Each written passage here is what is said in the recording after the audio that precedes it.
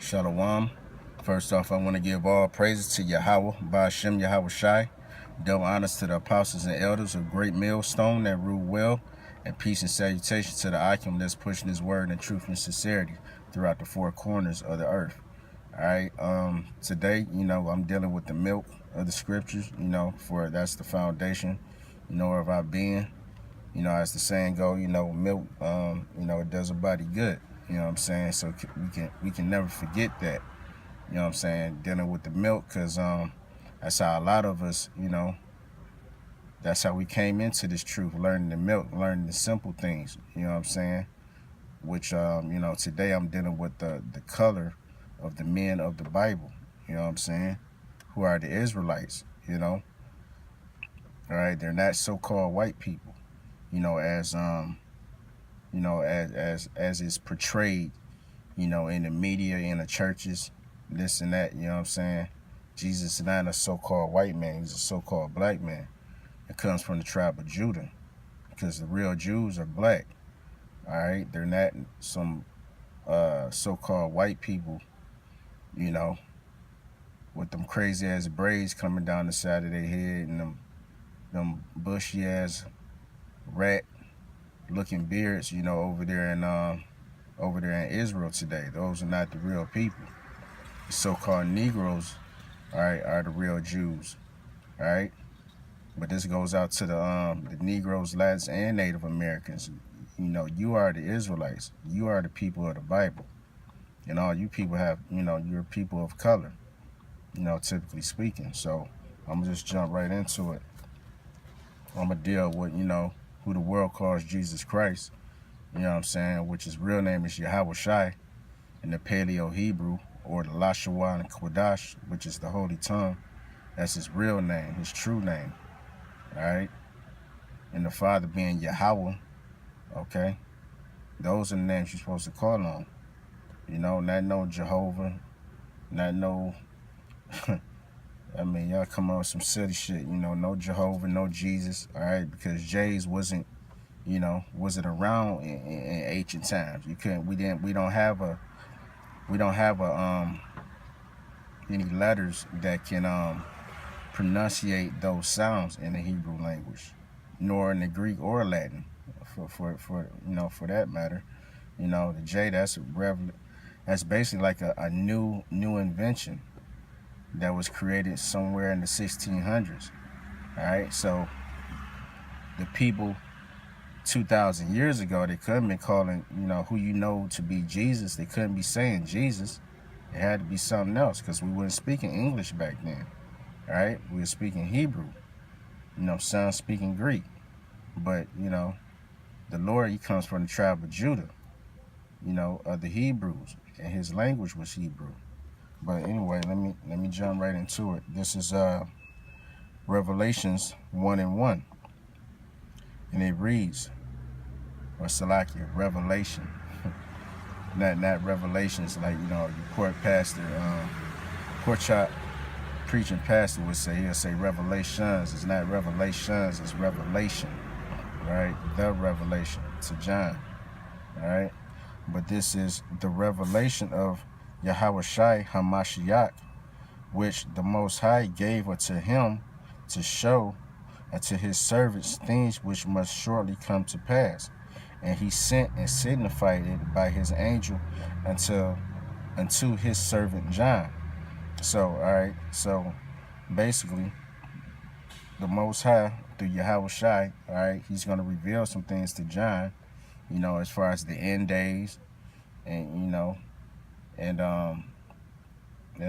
the way he looks, you know what I'm saying, and what's required of his people, all right? It's pretty much, it's a warning shot, if you will. But I'm going to skip down to 1:13, dealing with Yahweh Shai, our Savior. And it reads, and in the midst of the 7 candlesticks, one like unto the Son of Man, clothed with a garment down to the foot. All right. So you have this man. All right. I'm gonna get into it, but he had basically on a garment on, like I got on right now. It was clothed down all the way to his feet. Okay. This is what John is seeing, in the spirit. And it says, clothed with a garment down to the foot, and a girt about the paps with a golden girdle. A lot of brothers, refer that, to a like a championship belt. It goes around your waistline. You know what I'm saying? A golden belt. All right. It's going around his, or his girdle or whatever. Because back in ancient times, we wore these type of things to protect our midsection. In times of war. Um, it says his head and his hairs were white like wool. All right. So if you ever seen a sheep, you know what I'm saying. All right. They have so-called, like, they have wool. They have wool. On their skin, and the only people that reflects that today are so-called Negroes. As a majority, we're the only ones known to have woolly hair. Bushy hair. Wool. You know what I'm saying? Especially when it grows out. So it said his head and his hair. So you're talking about the head on the top of his head, the hair on the top of his head, as well as, his beard, because it was a custom. It is a custom in our law to not shave off our beards. So you're talking about, you know, his head and his beard. All right. And it says his head and his hairs were white like wool, as white as snow, and his eyes were as a flame of fire. Okay. And his feet, so he's checking him out basically. He's looking at him from top to bottom. He started from the head, now he's coming down to the feet. He said, and his feet like unto fine brass, as if they burned in a furnace, and his voice as the sound of many waters. So, you burn anything, I don't care what it is going to be black. That should be a given. If you incidentally, burn something on the stove, or, you have, you lit a match to something, you know better. Common sense tell you that it's going to be real dark. I don't care if you, burn something white, you burn some ivory or something, it's going to turn real dark. But it says as brass was burned in the furnace. So he was a real dark, skinny looking brother. You know what I'm saying? Like, examples we use today, like maybe a Wesley Snipes, probably even darker than that, you know what I'm saying? Or Sidney Poitier, you know what I'm saying? Like real dark, skinny dude, you know what I mean? And that's a a godly and glorious attribute, you know what I'm saying? There's nothing wrong with having, dark skin, you know what I'm saying? They pushed all this white skin and light skin, red bone shit, like like that's something righteous, or that's something appealing to the eye, but it's as the scriptures say, he was a dark skinned man. So, and the Lord don't make no mistakes, in his creation. All right. So, so there you have it, he was a dark skinned dude. And we'll follow up with a precept to that, all right, which we'll get Daniel's 10. Yeah, we'll get Daniel's 10. 10 and 5. Because, color is all in the Bible, man, from front to back. You know what I'm saying? So I don't know. It's basically because, people don't read, you know what I'm saying? And if they read, they don't understand. They come up with their own vain opinions of, how they feel the Lord is, or, color don't matter all of a sudden, even though color is in the Bible, it's just people are full of shit, But here we go. This is Daniel's 10 and 5. Then I lifted up mine eyes and looked, and behold, a certain man clothed in linen, whose loins were girded with the fine gold of Uphaz. So this is Daniel now.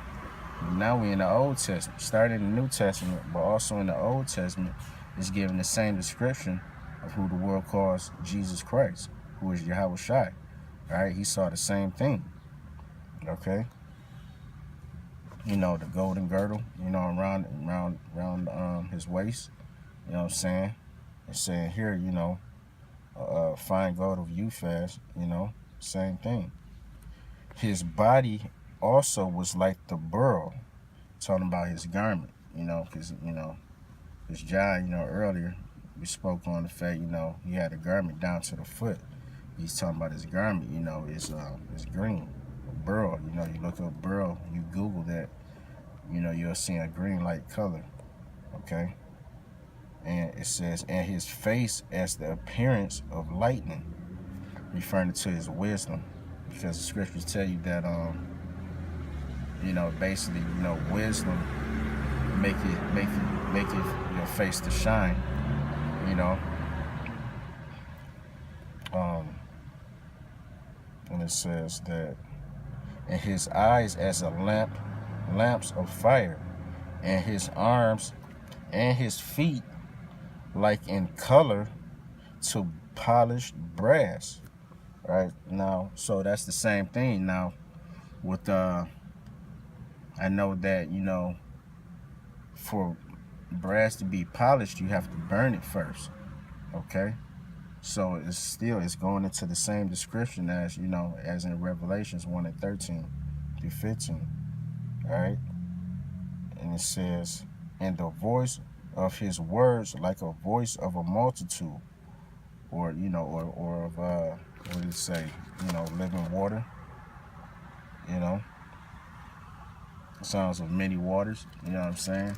Same description, almost word for word, you know what I'm saying? It's just being, you know, expounded on differently, but it's the same person, all right? And so, you know, in the New Testament, you know, Yahweh Shai, when he was on the scene, he said that if you've seen me, you've seen the Father also. Meaning, you know, I look just like my father. You know what I'm saying? I'm basically, I'm a chip off the old block. You know what I'm saying? I'm a carbon copy of my father. Which in a lot of cases today, you know, that you know, when we have children, you know, a lot of times, you know, they are a split image of you. You know what I'm saying? You know, but like what they'll say, you know, it look like you spit him out, you know what I'm saying, talking about your children, your progeny. You know what I'm saying? Oh, that's your twin. You know what I'm saying? Because they come from you. Yahweh Shai, he comes from the Father, Yahweh. So, you know, it's a split image. And I'm gonna get that. That's in Daniel's 7 and 9. And it reads, I beheld till the thrones were cast down, and the Ancient of Days did sit, whose garment was white as snow, and the hair of his head like the pure wool. All right, so this is the Heavenly Father sitting on his throne. All right, it's not just a spirit, because he's letting you know that he, you know, he's sitting on the throne. He has a garment on, in fact, right? So he has a body, he has arms and legs, you know, he has a being. Okay, he's letting you know that his hair was pure wool, just like his son Yahweh Shai. All right. Okay, it said his throne was like the fiery flame, and his wheels as burning fire. All right, that's going into the chariots, because, you know, that's how, you know, the Most High, you know, he rides in style. You know what I'm saying? Just how we got vehicles down here on earth, you know what I'm saying? So as it is in heaven. You know what I'm saying? You know, we drive, you know what I'm saying? On the ground, they fly, you know, in chariots, so-called UFOs, you know, which are also in the scriptures. But, you know, that's for another lesson. What I want to get, I'm going to get Jeremiah 14:2 to show, you know, more examples of, you know, the Jews being black, because Yahweh Shai, matter of fact, let me get that first.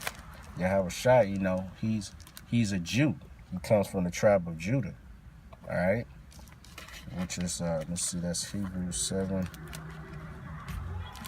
and 14. And it says it. In fact, I'm going to do a part 2 to this, because I can only upload, you know, in like 15-minute increments. So, shalom to the next video.